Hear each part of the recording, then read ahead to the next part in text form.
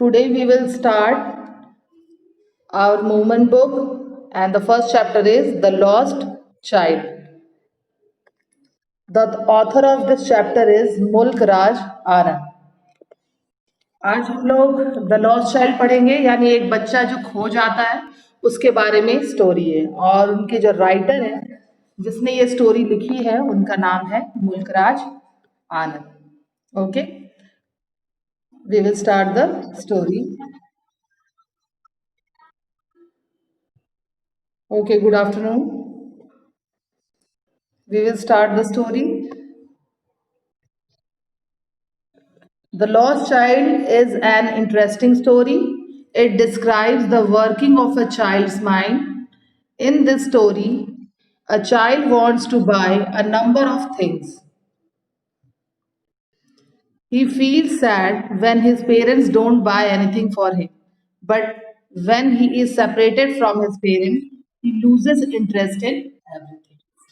ये एक ऐसे बच्चे की स्टोरी है जो ये बताता है कि मतलब बच्चे की जो मन की जो इच्छाएं रहती है इस स्टोरी में वो बताई जा रही है। द लॉस्ट चाइल्ड जो है वो एक बहुत ही इंटरेस्टिंग स्टोरी है, रोमांचक स्टोरी। इस कहानी में एक बच्चा बहुत सी चीजें खरीदना चाहता है। वो एक मेले में जाता है, वो चाहता है कि वो बहुत सारी चीजें खरीदे, जैसे हर बच्चे की इच्छा होती है। जब भी बच्चे दुकान पे जाते हैं तो उन्हें लगता है कि उनके मम्मी पापा उन्हें ये दिलाए, वो दिलाए। अगर बच्चे के मम्मी पापा अगर उन्हें कुछ नहीं खरीद के देते तो बच्चे का मन उदास हो जाता है। बिल्कुल इसी तरह से इसमें भी, स्टोरी में भी एक बच्चा है जो मेले में जाता है, बहुत सारी चीजें खरीदना चाहता है, मगर उसके पेरेंट्स उसको कुछ भी खरीद के नहीं दे रहे हैं, तो बच्चे का जो मन है वो उदास हो जाता है। मगर जब एक समय ऐसा आता है कि वह अपने पीछे मुड़ के देखता है मेले में ही, तो वो देखता है कि उसके माता पिता नहीं है। तो वो बहुत ज्यादा उदास हो जाता है, निराश हो जाता है, बहुत दुखी हो जाता है। और उसकी रुचि जो है, इंटरेस्ट जो है हर चीज में, मतलब एंड हो जाता है, उसके इंटरेस्ट का खत्म हो जाता है। क्यों? क्योंकि उसको उसको लगता है कि जैसे उसने सब कुछ खो दिया, अपने पेरेंट्स को खोया और उसने सब कुछ खो दिया। उसका इंटरेस्ट जो है वो कोई भी चीज अब खरीदना वो नहीं चाहता है। It was the festival of spring. वो जो है किस चीज का त्योहार था? स्प्रिंग का। स्प्रिंग मतलब बसंत का त्योहार था। A large number of men, women, and children were going to the fair. They were dressed in new clothes. They were in a happy mood. They were in a happy mood. A child was also going with his parents to the fair. He was very happy. He was attracted by various things. He lagged behind again and again. His parents called him to come along. The child ran and joined his parents. ये मतलब एक उस time का season बताया गया है जब spring season, बसंत का त्योहार रहता है। तो गांव का ही सीन है, ये बसंत का त्योहार है। वहां पे बहुत सारे आदमी, औरतें और बच्चे, ये सभी मेले में जा रहे हैं। सभी ने नए नए कपड़े पहने हुए हैं, बच्चे ने भी, पेरेंट्स ने भी। तो सभी नए नए कपड़े पहन के मेले जा रहे हैं। जैसे आप लोग कहीं घूमने जाते हो तो चाहते हो कि नए कपड़े पहने ताकि आप अच्छे दिखो, उसी तरह से इस बच्चे ने भी नए कपड़े डाल रखे हैं। वो बहुत खुश है कि वो मेले में जा रहा है। ठीक है, तो इसी तरह से वो बहुत खुश है कि वो मेले में जा रहा है, इसीलिए वो खुशी से नाचता कूदता हुआ मेले की तरफ चल देता है अपने मम्मी पापा के साथ। एक बच्चा भी अपने माता पिता के साथ मेले में जा रहा था। वह बहुत प्रसन्न था। वह विभिन्न वस्तुओं की तरफ आकर्षित हो रहा था। वह बार बार पीछे रह जाता, उसके माता पिता उसे साथ आने के लिए बुलाते रहते। बच्चा दौड़कर फिर अपने माता पिता के पास आ जाता। यानी वो इतना खुश था कि खुशी के मारे वो चारों तरफ देखता रहता था, उसे जो चीज पसंद आती वो उसी की तरफ आकर्षित हो जाता। तो मम्मी पापा के जब आगे निकल जाते तो उसे बोलते कि बेटा हमारे साथ आ जाओ, पीछे मत रहो, नहीं तो तुम खो जाओगे या फिर गुम हो जाओगे। The child wished to buy a toy from a toy shop, but his father stared at him with his red eyes. There was a mustard field on the way. The boy saw a beautiful butterfly in the field. He tried to catch it. His parents again called him. After some time, After some time, the child's parent rested under a banyan tree near a well. The child began to gather the fallen petals. थोड़ी देर के बाद क्या होता है कि जब बच्चा मेले के रास्ते में जा रहा होता है तो वहां देखता है कि कुछ दुकानें हैं जो खिलौनों की दुकानें हैं। हर छोटे बच्चे जो होते हैं खिलौनों की दुकान को देख के बहुत ज्यादा आकर्षित होते हैं। उन्हें लगता है कि उनके मम्मी पापा उन्हें खिलौना खरीद के दें। तो वो अपने मम्मी पापा की तरफ देखता है कि मुझे खिलौना खरीदना है, तो उसके पिता की लाल आंखें और गुस्से वाली आंखें देख करके वो डर जाता है। फिर वो आगे चल देता है। उसके मम्मी पापा आगे बढ़ते हैं। रास्ते में उसे एक मस्टर्ड का खेत, जो कहते हैं ना सरसों का खेत, वो मिलता है। तो फिर बच्चा जो है वहां पर खेतों में तितलियां होती है उसको देखने लगता है। फिर तितलियों के पीछे भागता है, उसे पकड़ने का प्रयास करने लगता है। उसके माता पिता फिर उसे बुलाते हैं कि चलो आ जाओ, इधर उधर मत भागो। कुछ समय के बाद बच्चे के माता पिता कुएं के पास एक बरगद के पेड़ के नीचे बैठ जाते हैं। क्यों? क्योंकि वो चलते चलते थक गए थे, आराम करना चाहते थे। उन्होंने सोचा कि चलो जब तक मेले पहुंचेंगे उससे पहले थोड़ा सा सुस्ता लें, थोड़ा सा आराम कर लें। तो वो आराम करने के लिए दोनों पेड़ के नीचे बैठते हैं। तभी बच्चा जो है, वहां पर पेड़ रहते हैं, बहुत सारे फूलों के पेड़ होते हैं। तो फूलों की पंखुड़ियां गिरी होती हैं हवा के जरिए, जैसे पत्ते और पंखुड़ियां गिर जाती हैं फूलों की, तो वैसी पंखुड़ियां वहां पर बहुत सारी गिरी होती हैं। ये बच्चा जो है चारों तरफ भाग भाग के पंखुड़ियों को उठाने लगता है। आखिर वे मेले में पहुंच जाते हैं। बच्चे ने एक मिठाई बेचने वाला देखा। वो क्या करता है बच्चा? At last they reach the fair, the child saw a sweet seller. वो मिठाई की दुकान देखता है। He desired to have some barfi, but he knew that his father would not buy it for him. He would call him greedy, so he did not press his demand. Then he wished to enjoy a juggler's trick. He also wanted to have balloons and flowers, but he knew that his parents would not agree to his demands.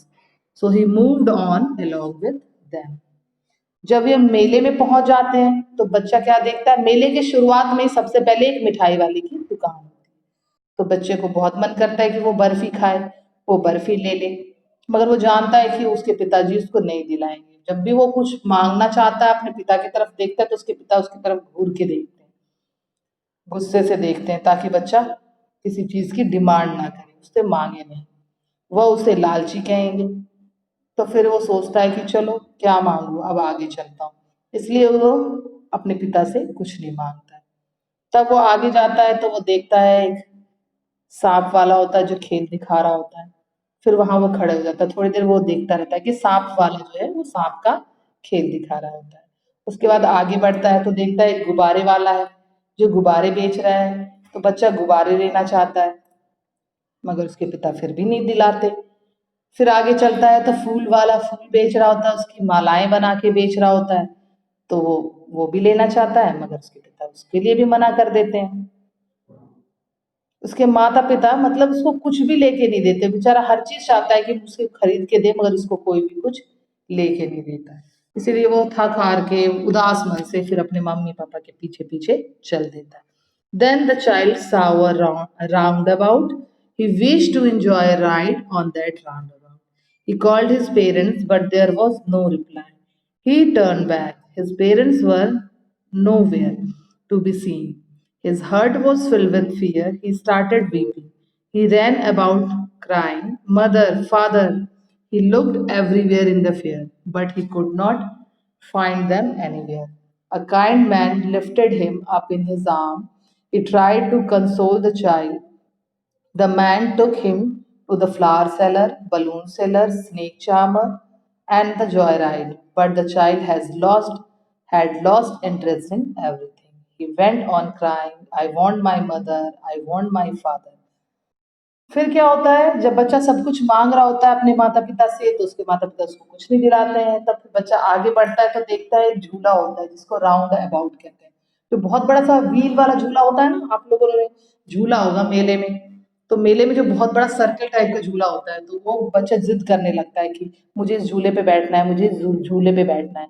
मगर कोई आवाज नहीं आती, ना उसके माता पिता कुछ कहते हैं कि नहीं बैठना है या हाँ बैठो, कुछ नहीं। तो जब देखता है कि उसके मम्मी पापा की आवाज नहीं आई, तो वो पीछे मुड़ के देखता है। जैसे ही वो पीछे मुड़ के देखता है तो देखता है उसके माता पिता है ही नहीं। कुछ और कर ढूंढने लगता है अपने माता पिता को, उसके माता पिता कहीं नजर नहीं आते। वो जोर जोर से चिल्लाना शुरू कर देता है, रोना शुरू कर देता है, कहाँ गए आप, माँ पिताजी आप लोग कहाँ हैं। वो चिल्लाता रहता है, इधर उधर घूमता रहता है, सब तरफ देखता है, कभी मंदिर की तरफ भागता है, कभी दूसरी तरफ भागता है, सब जगह अपने माता पिता को ढूंढता है, मगर उसके माता पिता उसे नहीं मिलते हैं। तभी उस मेले में एक बहुत ही दयालु सा व्यक्ति रहता है। तो वो क्या करता है, देखता है कि अरे लगता है ये बच्चा मेले में खो गया है। उसको उस पे बच्चे पे बहुत दया आती है, वो बच्चे को गोद में उठा लेता है और उसको चुप कराता है, उसको सांत्वना देने का प्रयास करता है।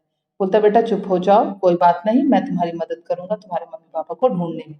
चलो अच्छा ये बताओ तुमको क्या चाहिए, तुमको मिठाई चाहिए। उसको मिठाई की दुकान पे ले जाता है। वो रोता रहता है, बोलता है नहीं मुझे नहीं चाहिए। उसको बोलता है तुम्हें फूल चाहिए, फूल के जो है फूल की मालाएं वो चाहिए, तो ये बोलता है नहीं मुझे नहीं चाहिए।